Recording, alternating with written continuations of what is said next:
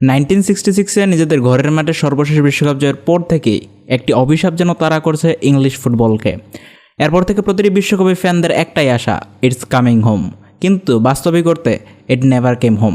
English premier league বর্তমান বিশ্বের সবচেয়ে কম্পিটিটিভ এবং সবচেয়ে বেশি কমার্শিয়ালি সাকসেসফুল টুর্নামেন্ট হওয়ার পর থেকেই ইংলিশ প্রিমিয়ার লিগের মাধ্যমে ইংলিশ ফুটবলের নতুন নতুন তারকার জন্ম হচ্ছে।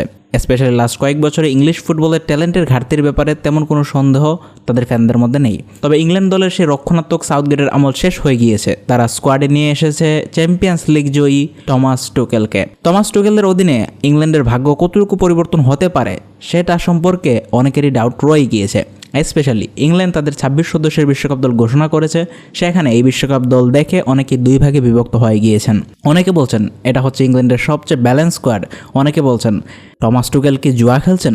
তো আজকের ভিডিওতে আমরা ইংল্যান্ডের 26 সদস্যের এই স্কোয়াড সম্পর্কে আলোচনা করব। বিশ্বকাপের প্রত্যেকটি মেজর দলের স্কোয়াড আমরা আলোচনা করার চেষ্টা করেছি এই প্লেলিস্ট আন্ডারে। আপনি আই বাটন কিংবা ডেসক্রিপশন থেকে প্লেলিস্টটা ভিজিট করতে ভুলবেন না। চলুন দেরি না করে শুরু করা যাক। দেখুন, ইংলিশ ফুটবলের সবচেয়ে বড় ল্যাকিংয়ের জায়গা হচ্ছে তাদের কোনো স্পেসিফিক ফুটবল ফিলোসফি নেই। অর্থাৎ ইংলিশ প্রিমিয়ার লিগ যতটা বেশি সফল হয় সেটা মূলত বাইরের দেশ থেকে আসা কোচদের ফিলোসফির মাধ্যমে। সেটা পেপ গার্দিওলার পজিশনালিজম হোক কিংবা কার্লো আনচেলত্তির প্র্যাগম্যাটিজম, তাছাড়া ক্লপের দুর্দান্ত সেই জার্মান স্টাইল কিংবা ইটালিয়ান কিংবা স্প্যানিশ কোচদের দৌরাত্ম্য।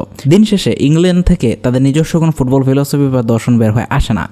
তাদের নিজস্ব কোনো ফুটবল স্টাইল নেই, এটা ইংল্যান্ডের সবচেয়ে বড় দুর্বলতা।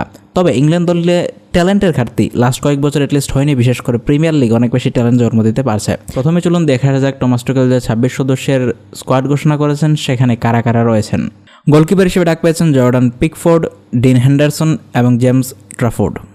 ডিফেন্ডাররা হচ্ছেন Dan Burn, Marc Guehi, Reece James, Ezri Konsa, Tino Livramento, Nico O'Reilly, Jarell, Djed Spence, John Stones.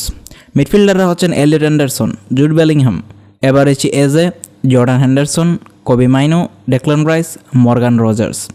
ফরওয়ার্ডরা হচ্ছেন Anthony Gordon, Harry Kane, Noni Madueke, Marcus Rashford, Bukayo Saka, Ivan Toney, Ollie Watkins. প্রথমে চলুন goalpost এবং defence সম্পর্কে কথা বলা যাক। এভারটনের Jordan Pickford international ডিউটিতে বরাবরই দুর্দান্ত, কিন্তু টুখেলের বলের মূল শর্ত হলো build up play from the back. পিকফোর্ডের লং বল ডিস্ট্রিবিউশন ভালো হলেও প্রেসারের মাঝে তিনি অনেকবারই কিন্তু মিসপাস করেছেন। এখানে ব্যাকআপ হিসেবে রাখা হয়েছে ম্যান সিটির তরুণ জেমস ট্রাফোর্ড, যাকে এক্স ফ্যাক্টর হিসেবে তুলনা করা যেতে পারে। পেপ গার্দিওলা একাডেমিতে বড় হওয়া এই কিপারের পা দুর্দান্ত চলে, যা টমাস টুকেলকে হাইলাইন ডিফেন্সে খেলতে ভরসা যোগাবে। রক্ষণভাগে টমাস টুকেল প্রথাগত ব্যাকফোর সিস্টেম থেকে বের হয়ে 3 ম্যান ব্যাকলাইনের দিকে ঝুঁকছেন। জন স্টোনস এখনও এই ডিফেন্সের মূল আর্কিটেকচার ধরে রাখতে চলেছেন। বলা যেতে পারে এই ডিফেন্সটার মূল তারকাই হচ্ছেন এই জন স্টোনস। চেলসির রিস জেমস যদি 100% ফিট থাকেন তাহলে তাকে রাইট উইং ব্যাক হিসেবে খেলানো হবে। তবে সবচেয়ে ইন্টারেস্টিং প্রোফাইল হলো বায়ার লেভারকুসেনের জেরাল কোয়ান্স। জার্মানি কাঁপানো এই ডিফেন্ডার জানেন কীভাবে হাফ স্পেস কভার করতে হয়।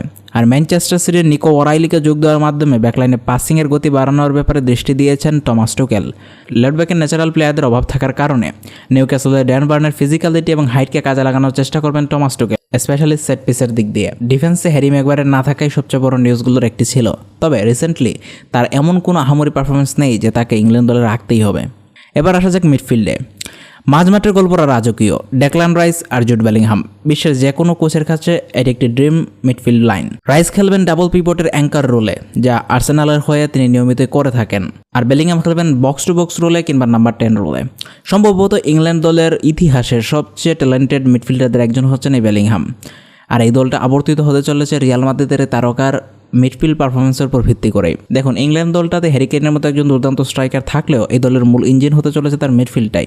শেষ পর্যন্ত জুড বেলিংহাম কি পরিমাণ কি পাস বের করতে পারেন এবং গোল কন্ট্রিবিউশন করতে পারেন এর উপরে নির্ভর করবে ইংল্যান্ডের সাফল্য। কিন্তু চমকটা কোথায়? জর্ডান হেন্ডারসনের অন্তর্ভুক্তি, এটাই সবচেয়ে বড় চমক। ব্রেন্টফোর্ডে খেলা এই প্রবীণ মিডফিল্ডারকে টমাস টুকেল মাঠে নামাবেন হয়তো শেষ 20 মিনিটে খেলা স্লো করার জন্য। তাছাড়াও ট্যালেন্টেড প্লেয়ারদের মধ্যে কবি মাইনো রয়েছেন। মর্গান রজার্সের অনফিল্ড গাইড করার অ্যাবিলিটিও ইংল্যান্ড দলের মিডফিল্ডকে শক্তিমত্তা যোগাবে। ক্রিয়েটিভিটির জন্য আর্সেনালের এভারেচি এজে আছেন, যিনি নিখুঁত বল বের করে প্রতিপক্ষের ল ব্লক ভেঙে দিতে পারেন। ইংল্যান্ডের এই মিডফিল্ড যথেষ্ট শক্তিশালী হলেও একে যদি আপনি ফ্রান্স, স্পেন কিংবা জার্মানির মতো দলগুলোর সাথে তুলনা করেন তাহলে এই দলটা অত্যন্ত পরিমাণে দুর্বল। এবার আসা যাক ফ্রন্ট লাইন এবং আক্রমণ ভাগে, যেখানে পুনরুত্থান করেছে মার্কাস রাশফোর্ডের। হ্যারি কেইন এখনও এই দলের সবচেয়ে বড় রত্ন, সম্ভবত ইংল্যান্ড ফুটবল ইতিহাসের সবচেয়ে প্রলিফিক স্ট্রাইকার তিনি। বিশ্বকাপের প্রত্যেকটি স্তরে প্রত্যেকটি বিশ্বকাপের টুর্নামেন্টে তিনি নিজেকে প্রমাণ করে এসেছেন।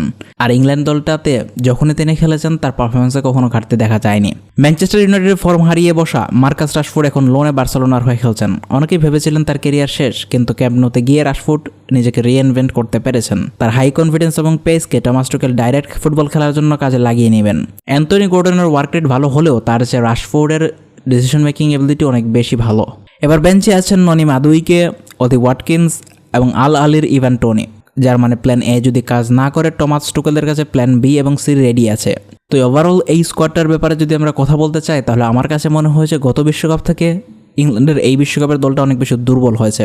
যদিও তারা একটা বেটার কোচ পাচ্ছে, কিন্তু এই স্কোয়াডের মধ্যে যথেষ্ট দুর্বলতা রয়েছে। তবে কতটুকু তারা যেতে পারবে চলুন দেখা যাক। টমাস টুকেলের স্ট্রাকচার অনেকটা 3-4-2-1 ফরমেশন, যেখানে ইন পজিশনে তারা 3-2-4-1 ফরমেশনে পরিণত হয়।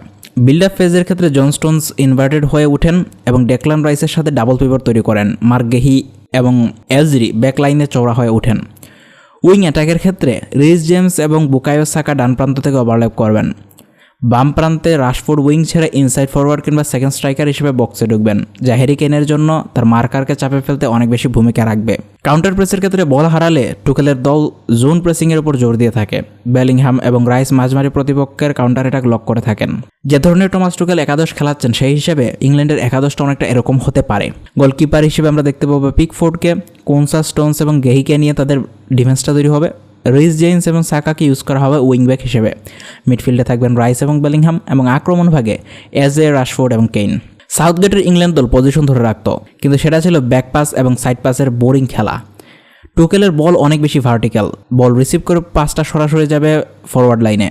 হ্যারি কেইন যখন কিছুটা নেমে এসে ফলস লাইন হিসেবে বল রিসিভ করবেন, তখন রাশফোর্ড এবং সাকা ডিফেন্সের পিছনের খালি জায়গা কাজে লাগিয়ে একটা ব্লাইন্ড রান দিবেন। এটি ডিফেন্ডারদের জন্য মার্ক করা অসম্ভব হয়ে পড়ে। আমরা যদি শক্তিমত্তা এবং দুর্বলতার ব্যাপারে কথা বলতে চাই, তাহলে এই দলটার এক্সফ্যাক্টর কে? নিঃসন্দেহে এই দলটার এক্সফ্যাক্টর হতে চলেছেন আক্রমণ ভাগে হ্যারি কেইন, মার্কাস রাশফোর্ড, মিডফিল্ডের ক্ষেত্রে জুড বেলিংহাম। কিন্তু এই দলের একটা ক্ষত আছে, দলে কোনো প্রপার ন্যাচারাল লেফট ব্যাক নেই। ড্যান বার্ন ডিফেন্সিভলি সলিড হলেও মডার্ন উইংব্যাক হিসেবে ওভারল্যাপ করা কিংবা ক্রস করার গতি তার নেই। ভিনিসিয়াস জুনিয়র কিংবা রাফাল লিয়াওয়ার মতো গতিময় উইঙ্গারদের সাথে বার্ন কতটুকু টিকবেন সেটা নিয়ে বড় প্রশ্ন রয়ে গেছে। এবার চলে আসুন ফাইনাল প্রেডিকশনের ব্যাপারে। আমরা ব্রাজিলের রোডম্যাপ নিয়ে একটা ভিডিও বানিয়েছিলাম, যেখানে আমরা দেখিয়েছিলাম বিশ্বকাপে কোন দল কার বিপক্ষে মুখোমুখি হতে পারে। সেক্ষেত্রে কোয়ার্টার ফাইনালে ব্রাজিলের বিপক্ষে ইংল্যান্ডের মুখোমুখি হওয়ার সম্ভাবনা রয়েছে। দেখুন, ব্রাজিল কোয়ার্টার ফাইনালে সবসময় কিন্তু দুর্বলতা দেখায়। ইউরোপিয়ান দলের বিপক্ষে তাদের পারফরমেন্সে যথেষ্ট ঘাটতি দেখা যায়। আমার কাছে মনে হয় এইবার এই বিশ্বকাপে যদি ব্রাজিলের সবকিছু ঠিকমতো যায় এবং ইংল্যান্ডের সবকিছু ঠিকমতো যায়, তাহলে ব্রাজিল আর ইংল্যান্ডের মুখোমুখি হওয়ার যে সম্ভাবনা রয়েছে কোয়ার্টার ফাইনালে, সেখানে ব্রাজিলের জয়ের সম্ভাবনা অনেক বেশি। বিকজ এই দলটা অনেক বেশি দুর্বল। ইংল্যান্ডের এই দলে অনেক বেশি ঘাটতি রয়েছে। আমার কাছে মনে হয় না জার্মানি, ফ্রান্স, স্পেনের মতো দলগুলোর বিপক্ষে এই দলটা ভালো কিছু করতে পারবে। সো আমার কাছে মনে হয় ইংল্যান্ড সবচেয়ে ভালো যদি করে, তারা কোনো মতে সেমিফাইনাল পর্যন্ত যেতে পারে।